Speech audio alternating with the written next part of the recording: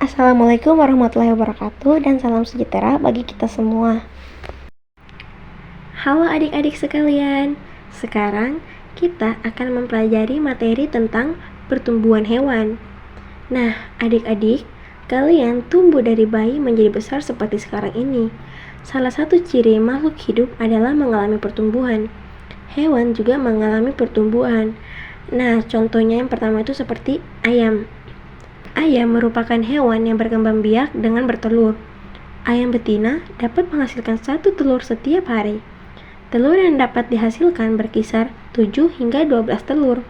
Setelah masa bertelur, ayam akan mengarami telurnya. Ayam mengarami telurnya selama 21 hari. Telur ayam menetas menjadi anak ayam. Anak ayam masih memiliki ukuran tubuh yang kecil. Bulu-bulu di tubuhnya masih halus. Anak ayam belum memiliki ekor, di bagian kepalanya belum tumbuh jengger. Gerakannya lambat, suaranya kecil saat menciap. Anak ayam tersebut makan dan minum setiap hari. Ukuran tubuhnya pun bertambah besar, sampai menjadi dewasa.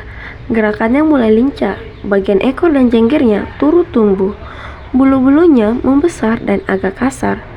Ayam jantan memiliki ekor yang lebih panjang daripada ekor betina. Nah, lalu selanjutnya ada kucing.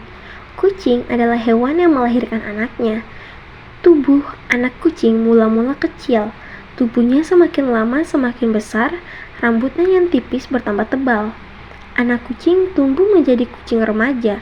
Kucing remaja tumbuh menjadi kucing dewasa. Kucing betina dapat beranak. Anak kucing menyusu pada induknya.